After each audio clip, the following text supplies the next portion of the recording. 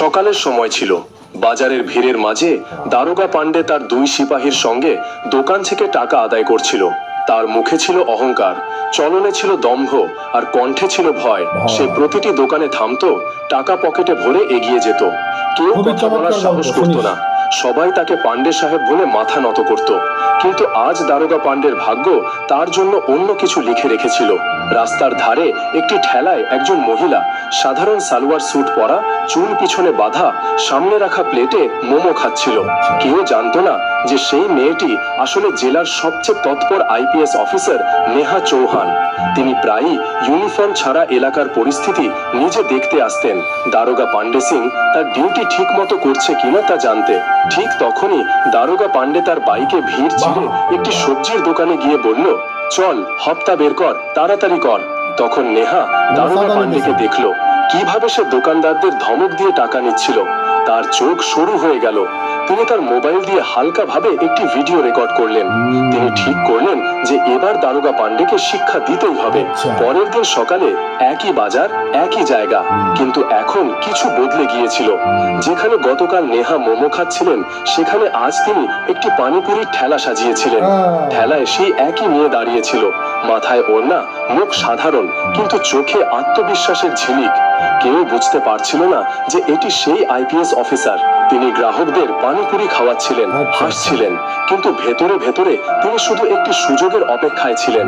প্রায় 2 ঘন্টা পর দারোগা পান্ডে তার নিত্যদিনের রুটিনে বাজারে পৌঁছালো। দুই পাশে সিপাহীরা।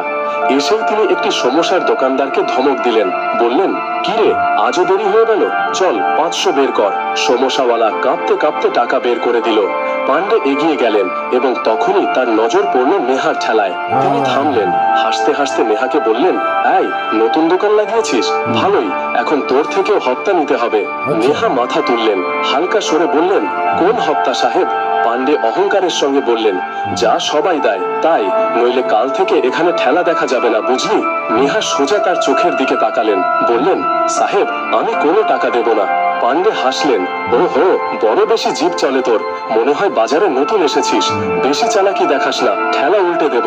নেহা চুপ রইলেন, কিন্তু তার চোখে ছিল চ্যালেঞ্জ। পান্ডের রাগ বেড়ে গেল।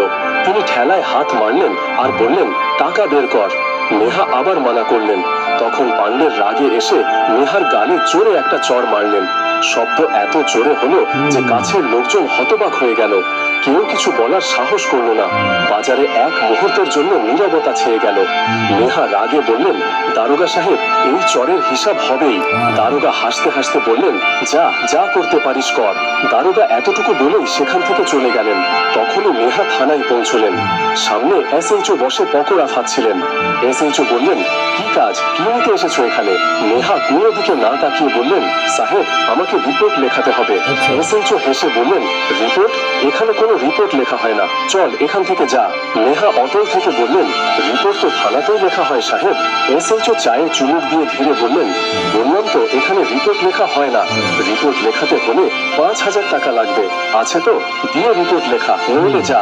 নেহা কিছুক্ষণ চুপ রইলেন। তারপর তার ব্যাগ থেকে 5000 টাকা বের করে এসএইচওর সামনে রাখলেন। এসএইচওর মুখে হাসি ফুটলো। তিনি টাকা তুলে ড্রয়ারে রাখলেন আর বললেন, এখন বল, কার রিপোর্ট লেখাতে চাস? নেহা দ্বিধা না করে বললেন, দারোগা পান্ডে। এসএইচওর মুখের হাসি মুহূর্তে মিলিয়ে গেল। কি বললি, দারোগা পান্ডে? নেহা বললেন, হ্যাঁ এসএইচও সাহেব, দারোগা পান্ডে।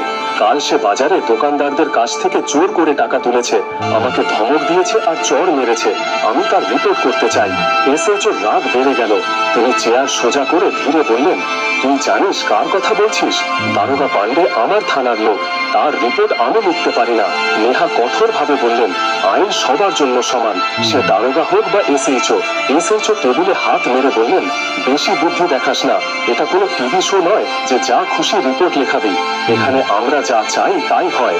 নেহা রাগে এসএইচওর দিকে তাকালেন, তারপর কঠিন কণ্ঠে বললেন, সাহেব, আপনি টাকা নিয়েছেন, এখন রিপোর্ট লিখতে হবে। এসএইচও উঠে দাঁড়ালেন আর রাগে বললেন, টাকা নিয়েছি তো কি হয়েছে, তার রিপোর্ট লিখবো না, বুঝলি? আর বেশি জিভ চালালে 1 মিনিটও লাগবে না ভেতরে ঢোকাতে। নেহা গভীর শ্বাস নিলেন। তার চোখে এখন সেই শীতলতা ছিল যা একজন অফিসারের চোখে থাকে। তিনি কিছু না বলে ঘুরে থানার বাইরে চলে গেলেন। বাইরে বাজারে আবার সেই চঞ্চলতা। নেহা ঠিক করলেন যে এবার দারোগা পান্ডে আর এসএইচওকে শিক্ষা দিতেই হবে। রাস্তায় হালকা ভিড় ছিল, দোকানদাররা দোকান গুটোচ্ছিল আর হাওয়ায় ভাজা পকোড়ার গন্ধ ছড়াচ্ছিল। কিন্তু নেহা চৌহানের মনে এখন কোনো শান্তি ছিল না। তার মুখ রাগে আর অপমানে তেতে উঠেছিল। দারোগা পান্ডের চড়ের শব্দ এখনো তার কানে বাজছিল, কিন্তু তিনি ঠিক করেছিলেন এই বিষয় এখানেই থামবে না। তখনই নেহা তার ভাই মন্ত্রী বিক্রম চৌহানকে ফোন করলেন। নেহার হাত সামান্য কাঁপছিল, কিন্তু তিনি কল করলেন। ফোন কয়েক সেকেন্ড বাজলো, তারপর ওপাশ থেকে ভারী কণ্ঠ ভেসে এলো। হ্যাঁ নেহা, সব ঠিক আছে তো? নেহার কণ্ঠ নিচু কিন্তু দৃঢ় ছিল। না ভাইয়া, এবার কিছু খুব ভুল হয়ে গেছে। কি হয়েছে? থানার দারোগা পান্ডে, সে বাজারে টাকা তুলতে গিয়ে আমাকে চড় মেরেছে, আর যখন আমি রিপোর্ট করতে গেলাম তখন এসএইচও টাকা চেয়েছে, রিপোর্ট লেখেনি। ফোনের ওপাশে কিছুক্ষণ নীরবতা, তারপর মন্ত্রী বিক্রম চৌহানের কণ্ঠ শোনা গেল। তুই এখন কোথায়? আমি এখন বাজারে, আমার আপনার সাহায্য দরকার। আজ সন্ধ্যার মধ্যে বাজারে চলে আসুন, যেখানে গতকাল মোমো ঠেলা ছিল। বিক্রম চৌহান বললেন, ঠিক আছে নেহা, আমি আসছি। সন্ধ্যা প্রায় 5টার সময় নেহা বাজারে দাঁড়িয়েছিলেন, সাধারণ স্যুটে কিন্তু মুখে সেই কঠোরতা। কিছুক্ষণ পর একটি কালো গাড়ি এসে থামলো। গাড়ি থেকে নামলেন মন্ত্রী বিক্রম চৌহান। লম্বা সুগঠিত পদক্ষেপ, গলায় মাফলার আর চোখে রাগের ছাপ। ভিড় তাকে তৎক্ষণাৎ চিনে ফেললো। সবাই ফিসফিস করতে লাগলো, এই মন্ত্রীজি এসে গেছেন। নেহা তার কাছে গেলেন। মন্ত্রীজি, এই সেই জায়গা যেখানে দারোগা পান্ডে আমাকে চড় মেরেছিল। বিক্রম চারদিকে চোখ বুলিয়ে দেখলেন। বাজারের লোকজন চোখ নামিয়ে ফেললো, কেউ কিছু বলল না। নেহা আর বিক্রম দুজনে থানার দিকে এগিয়ে গেলেন। থানার পরিবেশ সব সময়ের মতো ঢিলেঢালা ছিল। বাইরে সিপাহীরা গল্প করছিল, ভেতরে টেবিলে ফাইল ছড়ানো। কিন্তু মন্ত্রী চৌহান ভেতরে ঢুকতেই পুরো থানা স্তব্ধ হয়ে গেল। এসএইচও তৎক্ষণাৎ উঠে দাঁড়ালেন। নমস্তে মন্ত্রীজি, কি ব্যাপারে এলেন? বিক্রম সোজা তার দিকে তাকালেন। আসা উচিত ছিল অনেক আগে, কিন্তু এখন এসেছি দেখতে যে এই থানায় কি চলছে। এসএইচওর মুখে ঘাম স্পষ্ট। তিনি হেঁচকি দিয়ে বললেন, না সাহেব, সব ঠিক আছে। নেহা এগিয়ে বললেন, সাহেব, এই সেই এসএইচও যিনি আমার কাছ থেকে 5,000 টাকা নিয়েও রিপোর্ট লেখেননি। এসএইচও তড়িঘড়ি বললেন, সাহেব, এ মিথ্যা বলছে। বিক্রমের কণ্ঠ আরো কঠোর হলো। থানার পরিবেশ বদলে গিয়েছিল, সবার চোখ নিচু। তখনই দরজা খুলে দারোগা পান্ডে ভেতরে ঢুকলেন। মন্ত্রীজি আর নেহাকে দেখে তার মুখের রং উড়ে গেল। তিনি এক মুহূর্তের জন্য থমকে গেলেন, তারপর বললেন, সাহেব, আপনি? বিক্রম ঠান্ডা স্বরে বললেন, হ্যাঁ, চিনতে পেরেছো তো? পান্ডে হেঁচকি দিয়ে বললেন, জি জি সাহেব, আমি তো শুধু ডিউটিতে ছিলাম। মন্ত্রীজি বললেন, ডিউটিতে ছিলে, আর সেই ডিউটিতে বাজারের দোকানদারদের কাছ থেকে টাকা তুলছিলে? পান্ডে কিছু বললেন না।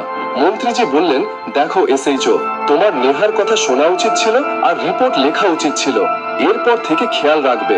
তখনই নেহা আর মন্ত্রীজি থানা থেকে বেরিয়ে গেলেন। বাজারে পৌঁছেই নেহাকে বললেন, নেহা, এখন সব ঠিক আছে, তুই যেতে পারিস।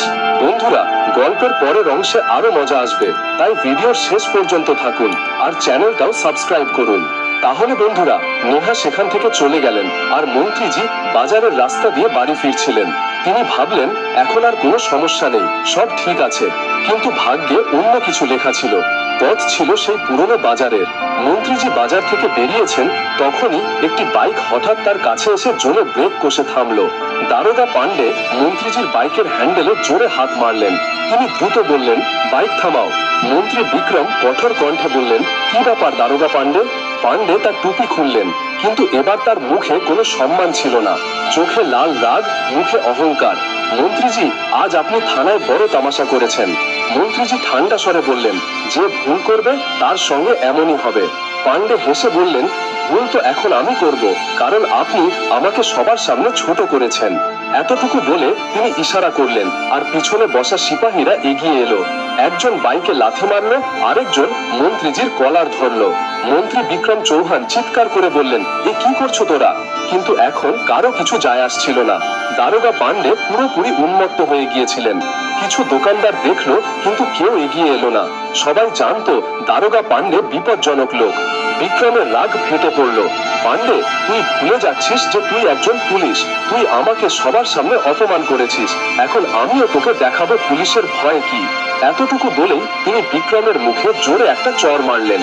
চারদিকে হইচই পড়ে গেল। কেউ মোবাইলে রেকর্ড করার চেষ্টা করছিল, কেউ চুপচাপ দোকান বন্ধ করছিল। দারোগা পান্ডে বললেন, ফোন বের কর। এক সিপাহী মোবাইল বের করে ভিডিও রেকর্ড শুরু করলো। পান্ডে বললেন, যে আমাদের ছোট করবে তার এই অবস্থা হবে। বিক্রমের শ্বাস দ্রুত চলছিল, কিন্তু তার কণ্ঠ তখনও দৃঢ় ছিল। পান্ডে, তোর এই খেলা বেশি দিন চলবে না। পান্ডে হাসলেন, চলছে তো, এখন তো মজা আসবে। তখনই পান্ডে সিপাহীদের বললেন, চল পালা।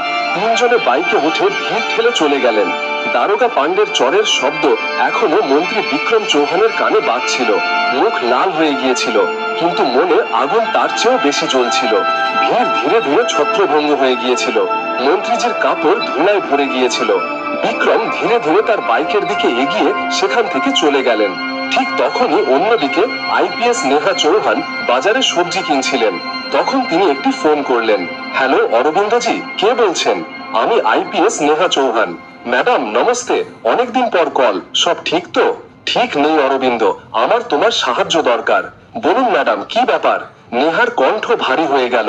দারোগা পান্ডে, যে আগে তোমার জেলার পোস্টেড ছিল, এখন আমার এলাকায়। সে কাল বাজারে আমাকে চড় মেরেছে। কয়েক সেকেন্ডের জন্য অরবিন্দ নীরব হয়ে গেলেন। কি বললেন ম্যাডাম, সে আপনাকে? হ্যাঁ, আর এসএইচও ঘুষ চেয়েছে, রিপোর্টও লেখেননি। এখন আমি চাই তাদের সাসপেন্ড করা হোক, কিন্তু প্রমাণ সহ। অরবিন্দ গম্ভীর সুরে বললেন, ম্যাডাম আপনি বললে আমি দুজনকে সাসপেন্ড করার আদেশ লিখিয়ে দিই। নেহা ঠান্ডা সুরে বললেন, না অরবিন্দ, প্রমাণ ছাড়া আমি কারো বিরুদ্ধে আঙুল তুলি না। আইন মানে প্রমাণ। তাই কাল তোমাকে বাজারে থাকতে হবে। আমি আবার সেই পানিপুরির ঠেলা লাগাবো। যখন দারোগা পান্ডে আসবে, তুমি দূর থেকে ভিডিও করবে, যাতে তার প্রতিটি কাজের প্রমাণ আমাদের কাছে থাকে। অরবিন্দ একটু অবাক হলেন, কিন্তু ম্যাডাম যদি সে আবার কিছু ভুল করে তাহলে বিপদ বাড়তে পারে। নেহা বললেন, আমি ভয় পাই না, এবার আমি প্রস্তুত থাকবো। তার কণ্ঠে সেই দৃঢ়তা ছিল যা একজন অফিসারের নয়, একটি জ্বালার মতো। পরের দিন সকালে বাজারের সেই কোণ আবার চঞ্চলতায় ভরে গিয়েছিল। নেহা সাধারণ অন্য পোশাকে পানিপুরি বিক্রি করছিলেন। গলায় ওড়না ছিল, যাতে দারোগা বুঝতে না পারে যে এটি সেই আইপিএস অফিসার নেহা চৌহান। নেহা এবার হালকা হলুদ স্যুট পরেছিলেন আর মুখে হালকা হাসি, কিন্তু তার চোখ বারবার রাস্তার দিকে ছিল। কিছু দূরে একজন লোক ক্যামেরা নিয়ে সাধারণ পোশাকে খবরের কাগজ কেনার ভান করছিল। সেটি ছিল ইন্সপেক্টর অরবিন্দ শর্মা। তিনি ক্যামেরা চালু করে রেকর্ডিং শুরু করলেন। প্রায় 20 মিনিট পর দূর থেকে একটি বাইকের শব্দ শোনা গেল। লোকজন দেখলো সেই পুরনো দারোগা পান্ডে তার অহংকার নিয়ে আসছে। চোখে সেই দম্ভ। তিনি বাজারের মাঝে বাইক থামিয়ে সিপাহীদের বললেন, চল দেখি আজ কে নতুন ঠেলা লাগিয়েছে। তিনি সোজা নেহার ঠেলার দিকে এগিয়ে গেলেন। চল হপ্তা বের কর। ভিড় আবার স্তব্ধ। কিছু লোক কাছে এলো, কিছু ভয়ে দূরে সরে গেল। নেহা বললেন, সাহেব আমি কোনো হপ্তা দেব না। পান্ডে হাসলেন, মনে হয় বোঝা যায় না, চল বোঝাই। তিনি ঠেলায় হাত মারলেন, প্লেট নিচে পড়ে গেল। আলু পানি সব রাস্তায় ছড়িয়ে গেল। নেহা গভীর শ্বাস নিলেন, কিন্তু কিছু বললেন না। পান্ডে বললেন, কেন চুপ, এখন বলো। নেহার চোখ সোজা তার চোখে ছিল। পান্ডে হেসে ঠেলায় লাথি মেরে সেখান থেকে চলে গেলেন। অরবিন্দ তখনও ভিড়ে দাঁড়িয়েছিলেন, প্রতিটি মুহূর্ত রেকর্ড করছিলেন। সন্ধ্যায় নেহা আর অরবিন্দ বাজারে দেখা করলেন। অরবিন্দ বললেন, ম্যাডাম এই দেখুন, পুরো দৃশ্য রেকর্ড হয়েছে। পান্ডে জোর করে টাকা চেয়েছে, ঠেলা ফেলেছে, ধমক দিয়েছে। এখন সে বাঁচতে পারবে না। নেহা ভিডিও দেখলেন আর বললেন, এখন এটি প্রমাণ হিসাবে জেলার ডিজিপির কাছে পাঠানো হবে। এসএইচও এতে ফাঁসবে। অরবিন্দ বললেন, ম্যাডাম আপনি চাইলে আমি নিজে ফাইল তৈরি করে দিই। নেহা মাথা নাড়লেন, না আমি নিজে করব, এই লড়াই আমার। পরের দিন সকালে আইপিএস নেহা চৌহান আর ইন্সপেক্টর অরবিন্দ সিং দুজনে থানায় পৌঁছলেন। ভেতরে এসএইচও চেয়ারে বসে ফাইল উল্টাচ্ছিলেন, আর পাশে চা রাখা ছিল। এসএইচও নেহার দিকে একবার তাকালেন, তারপর কঠোর স্বরে বললেন, আরে ওয়াহ, আজ আবার এসেছিস, কি ব্যাপার, আজ কি তামাশা নিয়ে এসেছিস?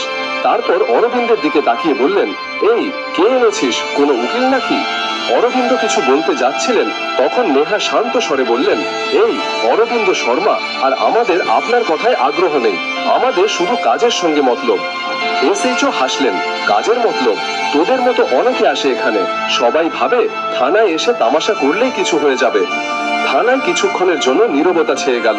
সিপাহীরা একে অপরের মুখের দিকে তাকাতে লাগলো। তখনই এসএইচও অরবিন্দের দিকে ইশারা করে বললেন, আর তুই কে, কোনো সাংবাদিক নাকি যে এখানে দাঁড়িয়ে দাঁড়িয়ে রেকর্ডিং করছে? এসএইচও রেগে বললেন, চল বেরিয়ে যা এখান থেকে, অনেক তামাশা হয়েছে, আমি এখনই তোদের বের করে দেব।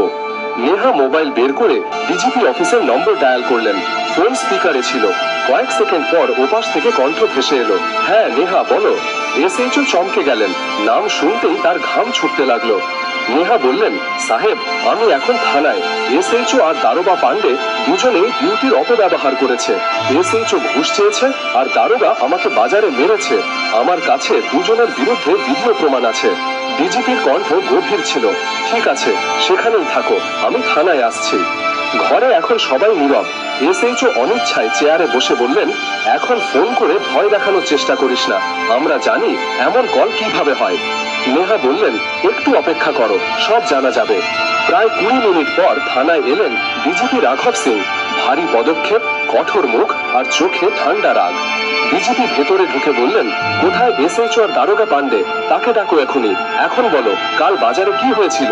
এতক্ষণে নেহা বললেন, সাহেব কাল দারোগা পান্ডে বাজারে আমাকে জোরে চড় মেরেছে। পান্ডে বললেন, সাহেব এ মিথ্যা বলছে।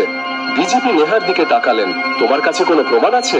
নেহা মোবাইল বের করে বললেন, জি সাহেব, এই ভিডিও।